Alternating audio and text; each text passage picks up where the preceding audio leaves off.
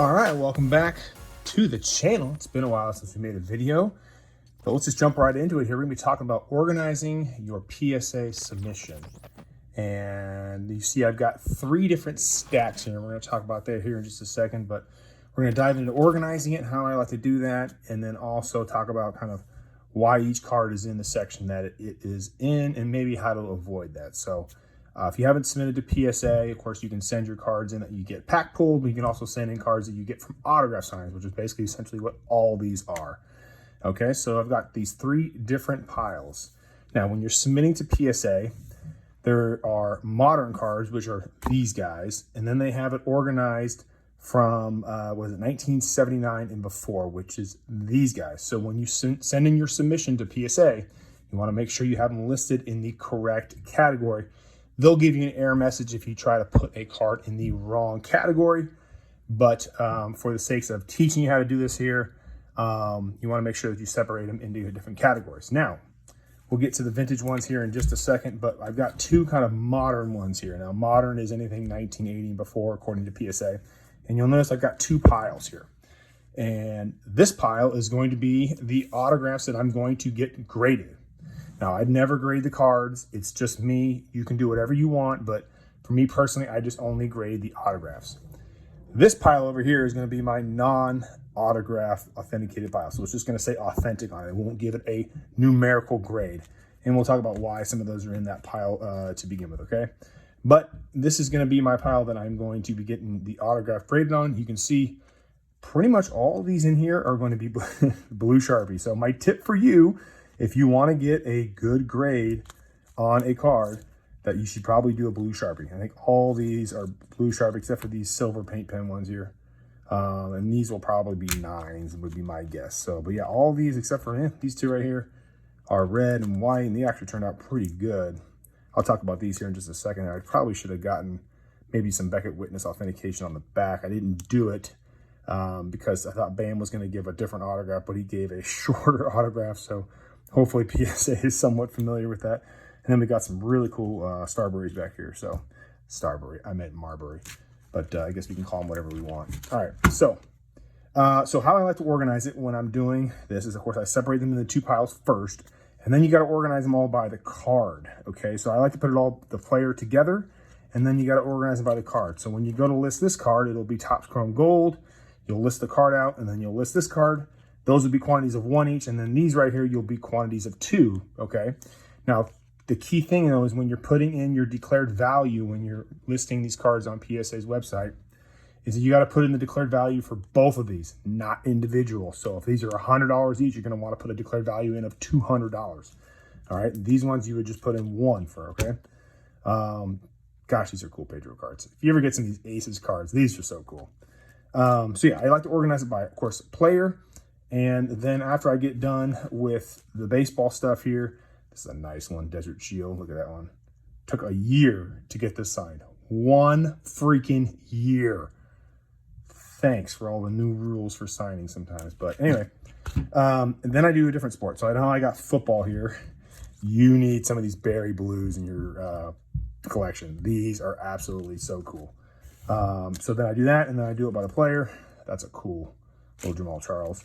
So that's how we do it, okay? Just simply, I'm not going to go through it all like that, but that's how you want it to organize by player, card type, and all that kind of stuff. I do it by sport just to make it a little bit easier on the PSA guys, but that's how I do that, all right? So what you do is, of course, if you organize it like this, you put it in the system, you print it off, and then you're going to want to put all this together when you bubble wrap it up there, okay? You bubble wrap it up, you'll put your submission form in there and all that kind of stuff. And I've got a video that walks you through all that, but that's how initially how I organize it all, okay? So that's the pile we're going to be autograph authenticating. This is the one we're not going to be. Now, these have, if you can see here, streaks in like this. They'd probably be 8s or 9, probably 8s. I don't think these would be 9s. Any 9 or more, I probably would grade. But so Rodman has got a very flamboyant autograph, as you can tell. So doing paint pen with him is almost guaranteed to be certainly a 9, probably less. If you want a good autograph from him that doesn't have any streaks or whatnot, then you're going to have to do a Sharpie. But for me, like blue Sharpie just didn't really work on this one, on these cards. This is a sharp one. Look at that sexy blue. That is, I mean, come on now. Who cares what the grade is on that one? That's a cool card. That's another cool card also. But again, you could have done blue Sharpie on that one. This one, when I sent these out there, I don't know what they use a pen that was like you kind of see through here. I don't know what's going on with these white paint pens on these Iversons, but they are all junk. And then I got these Kurt Rambis too. Now, so tip when you're sending these printing plates in, you probably will not find them in the database because they're not on the checklist for PSA. So good luck getting them in the slab. I think this is the 4th or 5th time I've sent these in. Sometimes you get lucky and they figure it out and they create the SKU or will create the card or whatever it is, but I highly doubt they will do these ones here. Then we got some Larry Birds that just won't. Pen died. This one is touching the card here, so that probably won't get a good grade. And it kind of bubbled out there a little bit too. So again, touching the card. And then MLB sent these back to me, and they used, I don't know what pen they used. It looks like a bubble pen. I don't know. These are junk, so that's why they're going in that pile. All right, so that's how I organize those. Now, you got to make sure that if you're doing cards pre-1980, 1979, or whatever it is, you get those in a separate pile like this. Okay, and again, you would do the same process as those. You would separate them out by autograph grade.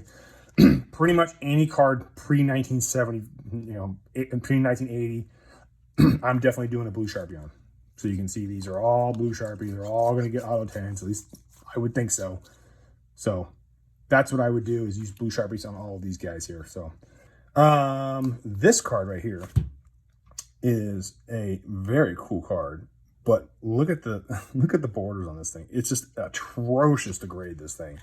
This is the best one I could find as far as the centering goes, and not having to be so beat up. And it's actually not that terrible, but if you ever find I forget what year this one is, 70 or 71, that's a cool card. And then of course a Reggie Jackson rookie. You always got to get an inscription on those. I like that, Mr. October. This one, I'm pretty sure that I'll get a 10, but I don't know. Probably not. It's got a little dimple there or something, so maybe a 9 on that one. So anyway, same thing. Just organize these all by like that, and then you'll create a new spreadsheet. Now, another tip too, when you're kind of getting your submission ready to go to PSA, is of course make sure that you keep them all organized exactly how you put them in their database. So when you're printing off their sheet, it's got to match exactly the order that it is, how you put it in there. So make sure when you ship it, it's all like this. Another thing you can do is you can put all 3 of these in one shipment to PSA. You don't have to do individual shipments. Now, something like this, I'm definitely going to be insuring. I mean, this is a lot of money here, right? One thing I probably will do is maybe split these up into 3 different shipments. Now, you may sound like I'm being paranoid. I have had a shipment that was stolen from FedEx before. I no longer use FedEx anymore. I use the post office. And I haven't had any issues with the post office. I actually like them. The insurance is fairly affordable. You can do signature required. And it actually probably usually gets there quicker than FedEx. But I haven't had any issues with them. So I might do 3 different shipments here just to not put all my eggs in one basket, okay? That's just maybe a tip that you can do. Maybe it's a little paranoid. I don't know. I like being paranoid every once in a while. So, but anyway, that's just kind of how I organize everything here. Hopefully this kind of helps you guys. I mean, you're probably not doing as much volume as I am, kind of when you're first starting off with. But I'm going to be doing bulk rate on both of these. So I will be getting I think it's like $19 a card or something like that versus 25, I think. Some say maybe $6 a card. This one, I don't think I hit the bulk rate on. I think it's got to be 20 or more, if I'm not mistaken. So these might be 35 now or something. I don't know, some ridiculous prices to look at an autograph and look at a card and like, come on, like it's an authentic Eddie Murray. I mean, come on. But anyway, hopefully this helps you guys. If you guys got questions on how to submit stuff to PSA, let me know. Don't ask me any Beckett questions. I don't use Beckett ever. I don't like their slabs. I'm not too familiar with them, so please don't ask me any questions about Beckett. I'm very familiar with PSA though. So anyways, don't forget to visit the website. Check these out in 16 months when they get back. PowerSportsMemorabilia.com. Also, when we follow over there on social media, currently my Instagram is down. Instagram does not like me right now, so they put a pause on the account for right now. Apparently, they don't like pictures that are licensed of other players. It says it violates some terms with them. So who knows? Maybe we'll be back up at some point. But anyway, check out the website for now. powersportsmemorabilia.com, and I will see you guys on the next episode.